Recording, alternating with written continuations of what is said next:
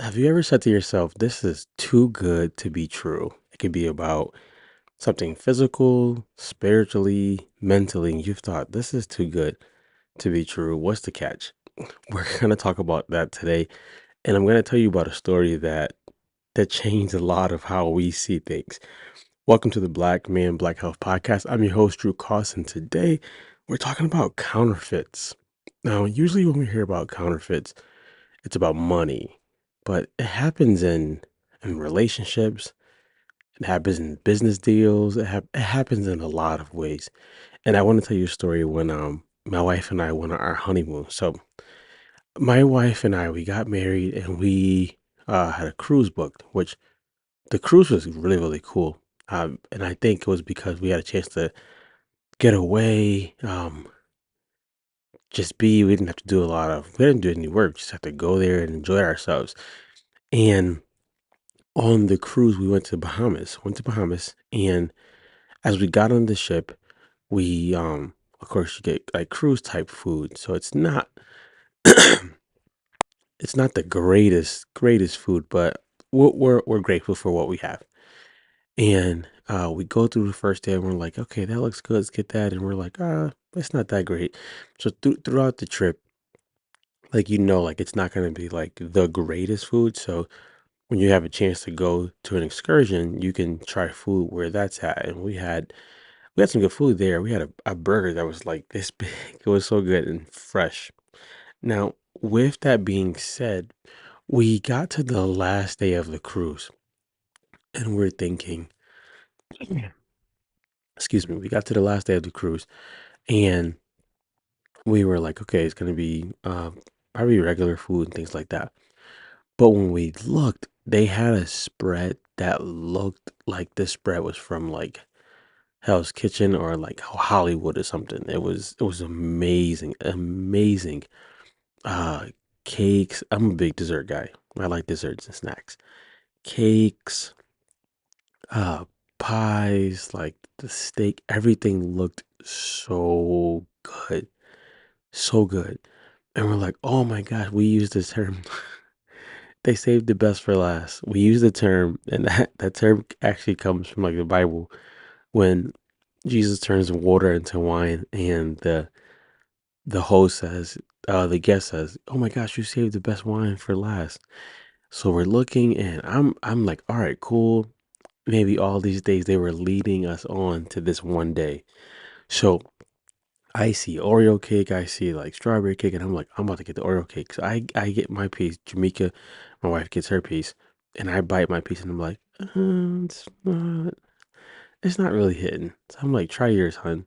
And she's trying hers. She's like, it's not really hitting. Now with the cruise food, you can go back and just keep getting more, right? So it's like a buffet. Like, so you're not in this part, you're not restricted to just like one thing. So I was like, let me try another type of cake. I go and I get the second piece of cake, and it's the same, and the steak is the same as the days before. What happened? It was a counterfeit. It looked real, so it looked like it was from your favorite bakery, but it was from the freezer. It was a counterfeit. What does that have to do with life? One of the most important things that we realize in life is usually if something's too good to be true, it's probably not true. We have to realize also as a follower of Christ that when we go to follow Christ, there will be things that we don't like, things that we don't want to do. That's the whole meaning of a disciple, denying yourself, taking up your cross and following him. We want to sometimes skip all of that and just get to the good. Even when people talk about, I want to get married, I often say marriage is you willingly and knowingly accepting that you are going to be a partner with someone who has had a life of suffering and you're going to be willing to partner with that person. I, throughout the years, I've learned if you can't expect that person to change in the next 5 to 10 years when you meet them, then don't get married to them because it's a rude awakening. Usually, what we see, especially on social media, is this like relationship chasing. Like, I just want a husband, I just want a wife. not realizing that you are now cleaving to somebody, you are now dying to yourself. Now, the counterfeit of that is to do all the things without marriage. Counterfeit is also to just go into it like, if I don't like the person, I can easily get divorced. But that's not my topic for today. I'm talking about counterfeits just in general. But I want to talk about counterfeits when it comes to spiritual things today. And the reason for that, I believe if we first can grasp it spiritually, we'll grasp it in the natural. The verse that sticks out to me the most is Matthew 28:19. He tells them, "Go therefore and make disciples of them and baptize them in the name of the Father, Son, and the Holy Ghost." He talks about making disciples. And I think now what we see with people becoming followers of Jesus Christ is we see the Instagram bio. And this is not judging, this is just fruit inspecting. We see the Instagram bio and we automatically think because this person puts I'm a Christian that I'm a follower of Christ. And nowadays it doesn't. It just literally means that they believe in God.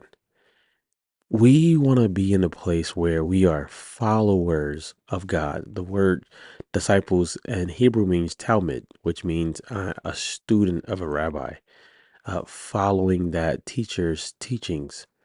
That's what a disciple means. The counterfeit is I want the results without the work. I want the results without the work. We see this in the fitness world. I want to look this way without putting in the work. So let me do a load of plastic surgery. And as we know, as we know, it usually doesn't turn out being that great. If you want to experience something for real, you have to go through the steps that it's required. You have to go through the order of chain that's required to get the real result because the real result actually lasts. Now, when we were tasting that cake on the cruise, yeah, it was horrible. But we went to a restaurant the last day of the cruise. When we left the cruise, we went to a restaurant. Shout outs to this restaurant. It's called Big Pink's. Amazing food. We went to a restaurant called Big Pink's the next day. Same day, actually, when the cruise ended. We went the same day and we got like some of the similar foods we would have gotten on a cruise. We didn't have any expectation because we were so disappointed. This food blew us away. Blew us away. Why? They followed a recipe. They actually cooked it. It wasn't in the freezer. They actually took their time to season it and prepare it. It wasn't in the freezer. And I'm saying all this to help anybody who's in transitions or who's in a place of, you know, wrestling with God. Be okay waiting for the real thing because the counterfeit is not the real thing. It's something that you can show off to the world, but it's not real. And if it's not real, it usually doesn't last. That's for relationships, businesses, spiritual walk, all of it.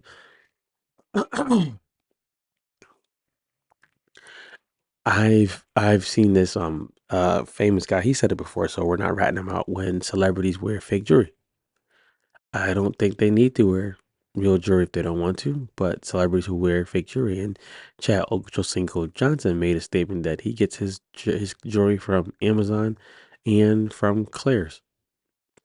So he's spending about $15 for this chain or $15 for these earrings, while you have rappers spending $240,000 for earrings or watch. But one's gonna last and one's not. And it all depends. What do you want to last in your life? What are you willing to wait for so that you are not rushing after the counterfeit? And guess who always offers the counterfeit?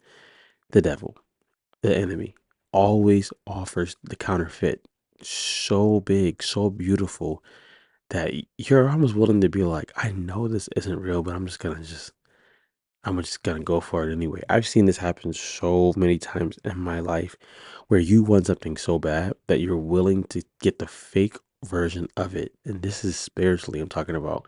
You're willing to get the fake breakthrough, the fake prayer life, the fake disciple life because you don't want to wait for the real thing. You don't want to do the work to have the real thing. But I encourage you that if you do the work, the result will last and it will be evident. You won't have to pretend. I've always said people who study the Bible, who are speakers and things like that, it'll just come out of them when they're talking. People who are just studying just to speak, it's going to sound like a bunch of just rhymes. We're not going to go down that tangent today. So, with that, I want to encourage you guys, wait for what's real or go after what's real. Remember to subscribe so that we can keep helping more people become better people. And we would love for you to subscribe. But good, guys. I'm out of here.